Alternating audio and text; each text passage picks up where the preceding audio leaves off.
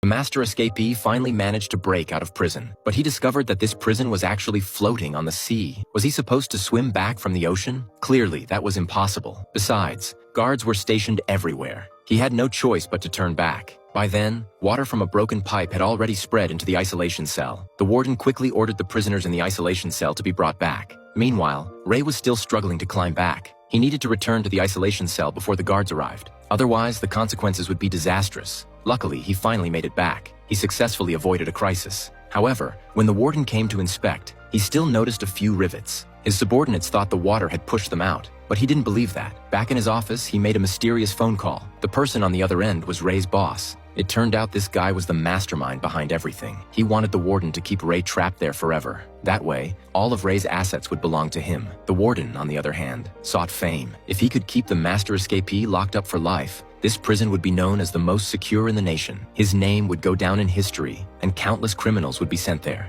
To prevent Ray from escaping again, the best strategy was to leave him no energy to plan. So every night at bedtime, the warden had the guards constantly bang on the iron bars, keeping Ray from sleeping peacefully. If he even felt drowsy, the guards would come and beat him viciously. After days of relentless torment, Ray could barely stand, let alone do anything else. His cellmate Victor kept encouraging him, telling him to stay strong. Ray, of course, wasn't about to be defeated. Meanwhile, his teammates finally tracked his location. He was in a prison at sea. To escape, Ray needed to know the cargo ship's current position. He knew the doctor at the hospital was sympathetic. Ray had asked him about this before. Unfortunately, a guard was standing nearby. So Ray decided to try again. He had Victor deliberately injure him, so he would be sent to the hospital for treatment. Faced with Ray's questions, the doctor was hesitant. Revealing anything could cost him his life. Ray had no choice but to devise another plan. He had Victor secretly bring him a pen. Then he said he also needed the glasses from the guy behind him. The next day, Victor brought the glasses. But the person who had the glasses seemed a bit reluctant. Ray intended to use these tools to make a sextant to calculate directions. At that moment, a guard in the monitoring room sensed something was off. They noticed the two seemed to be plotting something. Soon, a nearby guard received orders to immediately arrest Ray. Fortunately, Victor had hidden the sextant in time. Ray was put in solitary confinement. The warden forbade him from leaving or speaking to anyone. He had to eat, drink, and sleep there. The warden even claimed to be a fan of Ray. This prison had been built based on Ray's book, An Introduction to Prison Security Loopholes. Faced with Ray's threat,